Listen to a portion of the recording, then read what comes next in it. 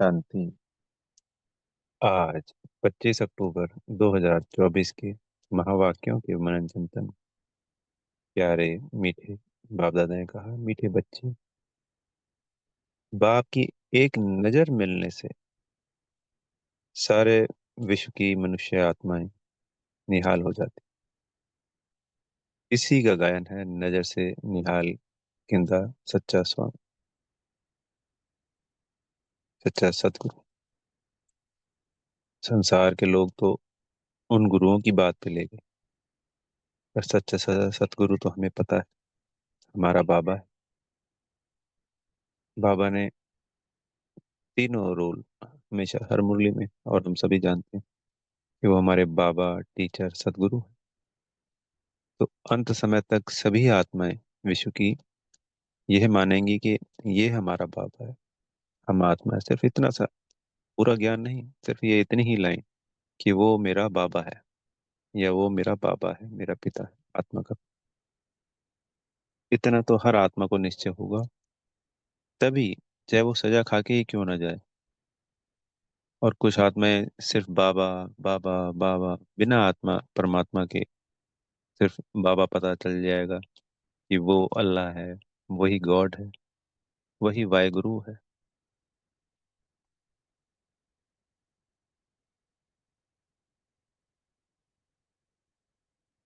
तो उस परमात्मा की दृष्टि हर बच्चे के प्रति कल्याणकारी है, सुखकारी है। हर आत्मा प्रेम से भरपूर होने वाली।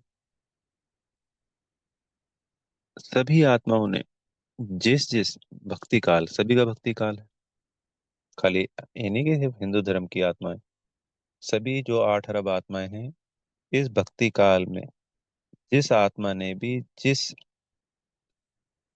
उच्च श्रेष्ठ शुद्ध भावना से उस भगवान को याद किया है, उसकी उस शुद्ध श्रेष्ठ भावना का फल इस पूरे पुरुषोत्तम संगम युग पे मिलना ही मिलना है। एक छोटी सी इसको समझने के लिए बात बताते हैं शास्त्रों के हिसाब से, कि ये कहते हैं कि सबने तपस्याएं की थी, सतयुग, त्रेता, द्वापर, खूब तपस्याएं की। उन्होंने भगवान से वरदान मांगे। तो अब भगवान वो वरदान प्रैक्टिकल में कैसे पूरे करे? तो कहा, शास्त्रों ने कहा कि राम और कृष्ण के रूप में भगवान आए, इस धरती पे पूरा जीवन जिया। तो किसी के वो दोस्त बने, किसी के वो मालिक बने, दास दासी बने थे ना संसार में उनके, माता पिता बने, बच्चे बने, रानियां बनी। तो उन सब ने उनसे वरदान लिए, तपस्याएं कर गए थे कि मैं आपके साथ ये संबंध निभाना चाहती हूँ, मैं आपके साथ ये संबंध निभाना चाहती हूँ, या चाहता हूँ। तो भगवान ने आकर के राम और कृष्ण के रूप में उनके साथ वो लीलाएं रची, वो संबंध निभाए, वो जीवन जिया। अब हमको तो पता है कि ज्ञान के आधार पर हमने क्या किया। मैक्सिमम द्वापर कलयुग के 63 जन्म हम बच्चों के, और जो दूसरे धर्म की आत्माएं हैं उनके मान लीजिए 55-60 से लेके 1 जन्म तक। तो जिस जिस आत्मा ने, तपस्या तो नहीं कहेंगे भाई इन्होंने तपस्याएं की जिन्होंने के 1 2 4 जन्म ही हुए हैं अभी, पर उन्होंने कहीं ना कहीं गॉड को, ईश्वर को, प्रभु को, भगवान वाहेगुरु अल्लाह को मान कर उसको याद किया है प्रेम से भी। तो उस प्रेम का फल इस वक्त सदगुरु जी अपनी दृष्टि से उन सब आत्माओं को निहाल कर दें। हर आत्माओं को उस परमात्म प्रेम की, परमात्म सुख की अनुभूति होगी ही होगी। तो ये जो 63 जन्म, यानी एक से लेके द्वापर कलयुग के, एक से लेके 63 जन्मों की यात्रा की जो भक्ति का फल है, सभी आत्माओं को, जितने भी हैं संसार में। आज बाबा ने आत्माओं की संख्या की भी बात की कि कोई भी गिन ही नहीं सकता है। इस झाड़ के बोले मुख्य फाउंडेशन कौन सा है? आदि सनातन देवी देवता धर्म। बाबा ने कहा फाउंडेशन गायब है, इसका बेनियन ट्री का मिसाल है। कलकत्ता में है, एक बहुत बड़ा पेड़ है, बरगद का पेड़। उसके इतना बड़ा है कि उसके नीचे से सड़कें निकली हुई हैं, और बहुत बहुत दूरी में फैला हुआ है। तो उसमें ये नहीं पता कि जो पहला तना था, फाउंडेशन था, वो कौन सा है। तो उस बरगद के पेड़ की जो लताएं हैं वो लटक कर जमीन को टच कर गई। तो अनेक जगह वो जमीन से अपने आप का पोषण कर रही हैं। तो ऐसे ही इस पूरे सृष्टि का जो फाउंडेशन होता है, आदि सनातन देवी देवता धर्म, वो नहीं है। और जो तीन ट्यूब हैं, इस्लाम, बौद्ध, क्रिश्चियन धर्म, उसके ऊपर ये इस वक्त संसार टिका हुआ है। ये बरगद का पेड़ चल रहा है उन शाखाओं के ऊपर। तो बाबा ने कहा कि ये तो गिन लिए, धर्म गिन लिए, पता चल गया, पर उन पत्तों की संख्या, यानी मनुष्यों की जनसंख्या नहीं गिन सकते। अब हम कहते हैं जी, इंटरनेट पे दिखाते हैं, पर वो राइट थोड़ी है। 50 करोड़ 1 अरब का भी हेर फेर हो, पता थोड़ी है। वो आत्माएं जो जन्म ही नहीं ले रही हैं, किन्हीं किन्हीं कारणों से भटक रही हैं, वो करोड़ों में हैं, होंगी। 2500 वर्षों का बहुत बड़ा हेर फेर है ये। 2500 वर्षों का हेर फेर। लेकिन आत्माओं के ऊपर बोझा है, किन्हीं कारणों से नहीं ले रही हैं। सभी धर्मों में होता है ऐसा। तो वो कितनी है वो तो सिर्फ परमात्मा जानता है। तो एग्जैक्ट गिनती तो बाबा ही बता सकते हैं, और कोई मनुष्य थोड़ी बता सकते हैं। तो ये तो एक आइडिया है। तो वो तो उदाहरण देने के लिए बार बार समझाना पड़ता है कि 7 अरब है जी, 8 अरब है।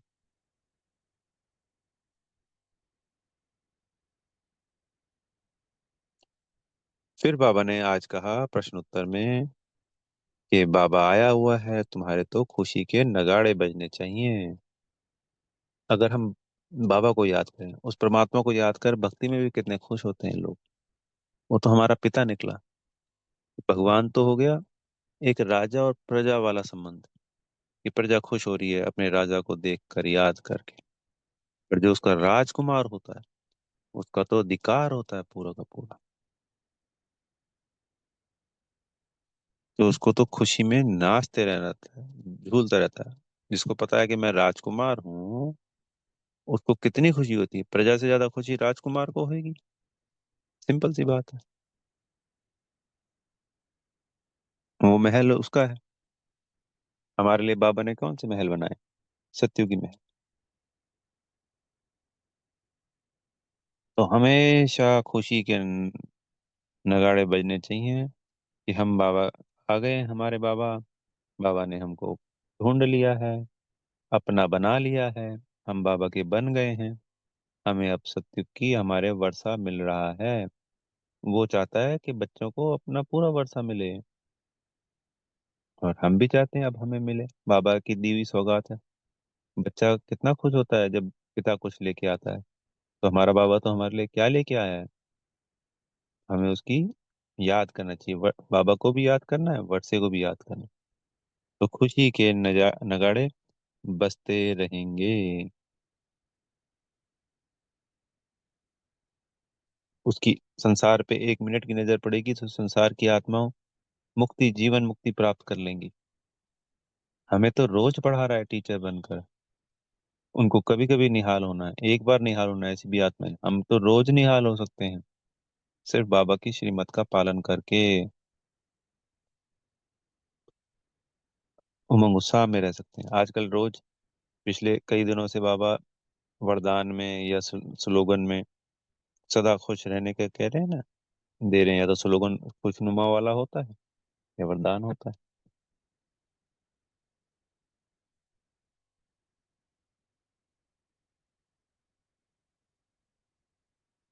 तो अपने घर को याद कर कर बाबा ने आज एग्जाम्पल दिया एक बहुत अच्छा, ये सुख दुख का।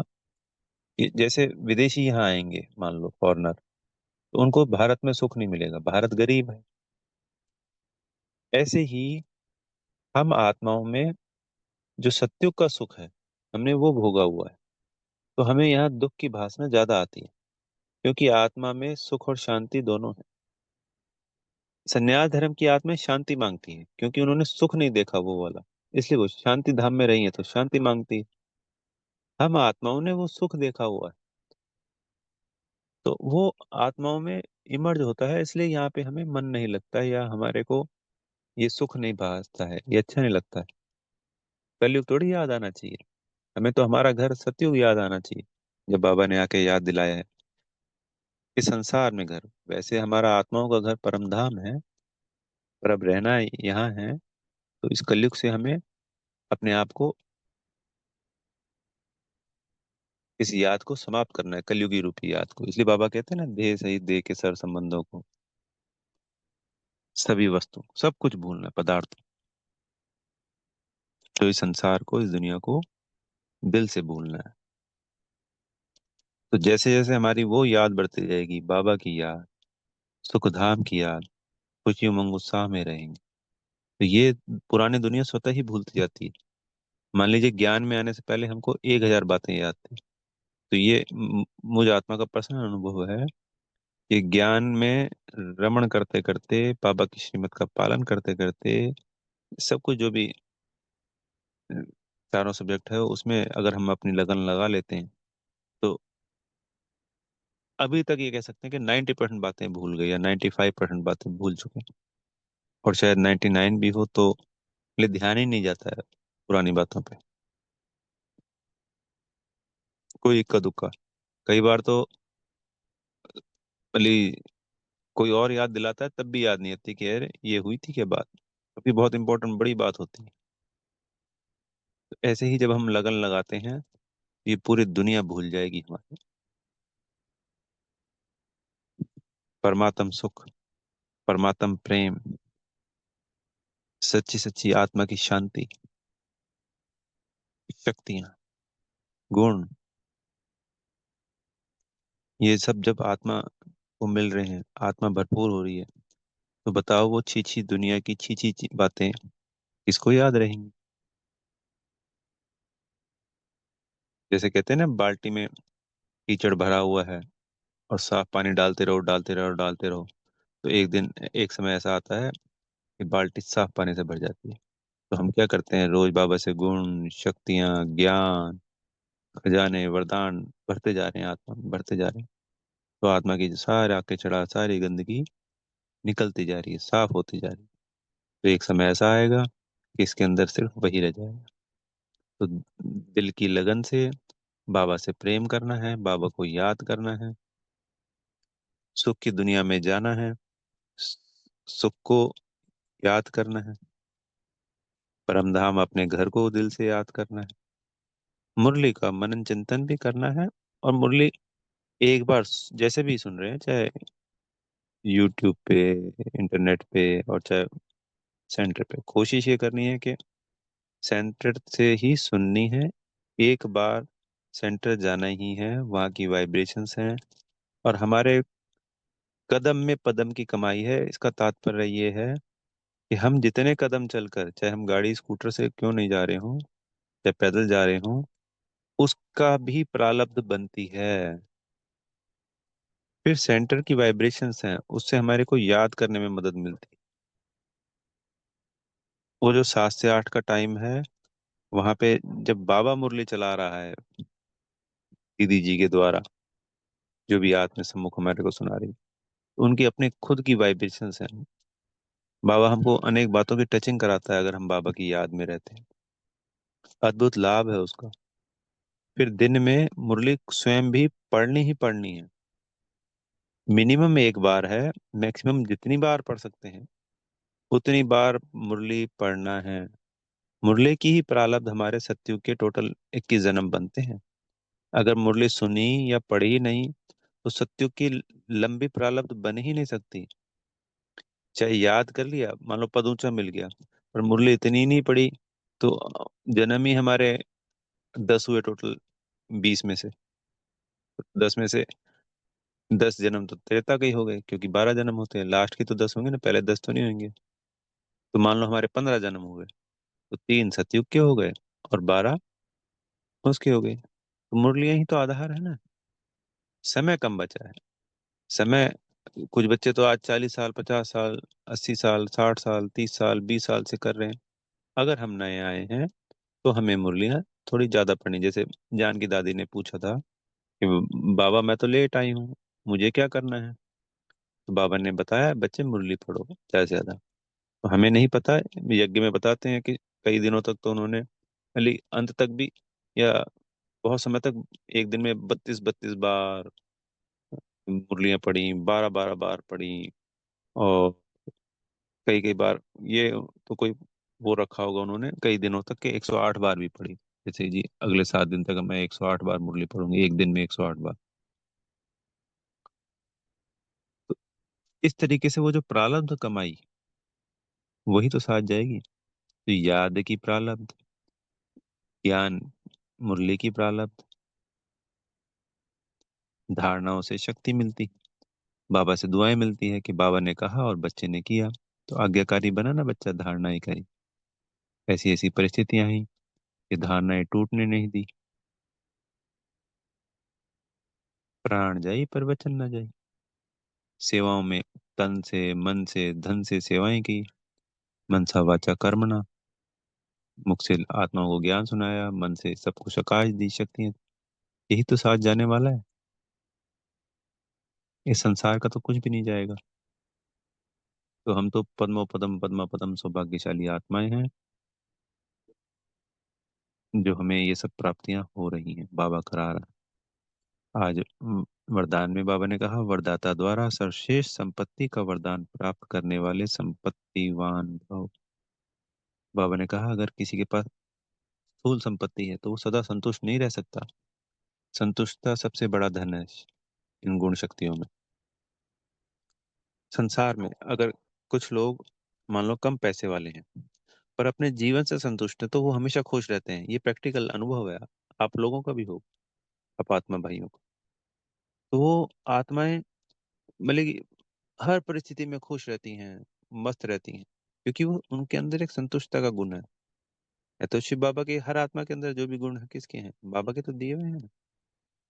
और एक है बहुत रईस है, शरीर भी ठीक है, ऐसे भी लोग देखें, और परिवार भी ठीक है, फिर भी हमेशा असंतुष्ट।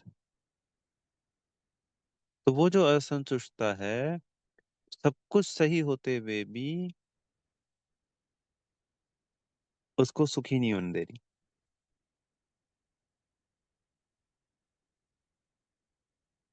अगर बाबा ने तो ये कहा कि स्थूल संपत्ति के साथ अगर सर्वगुण शक्तियां ज्ञान सब कुछ हो, तो फिर आत्मा सदा संतुष्ट रहेगी। पर अगर ये सब चीजें नहीं है, ज्ञान गुण और सिर्फ संपत्ति है, स्थूल संपत्ति, तो वो संतुष्ट तो रह ही नहीं सकते। पर अगर हमारे पास आज स्थूल धन नहीं है, आज हमें बाबा का ज्ञान मिल गया है, बाबा से गुण शक्तियां आ गई हैं, तो आत्मा भरपूर है और सदा संतुष्ट है। और सभी परिस्थितियों में कैसी भी परिस्थिति आती है, ये सिर्फ टेम्परेरी है, दिखावा है, और कुछ नहीं है। परिस्थिति हमको आगे बढ़ाने के लिए, ऊंचा उठाने के लिए है। ये नहीं आएगी तो हम आगे नहीं बढ़ सकते हैं कभी भी।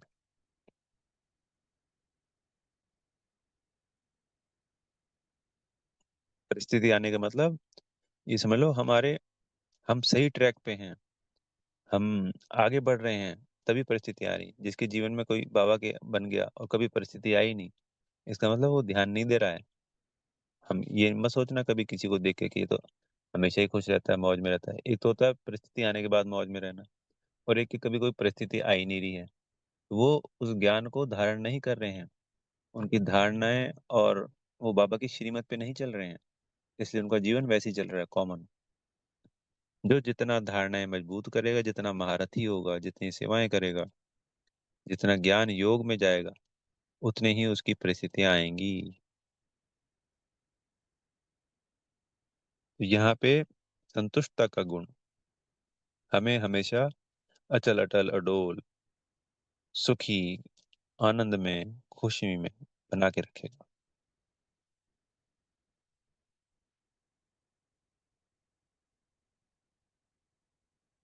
वरदाता बाबा के द्वारा हमको यह संतुष्टता का सर्वश्रेष्ठ वरदान मिला हो।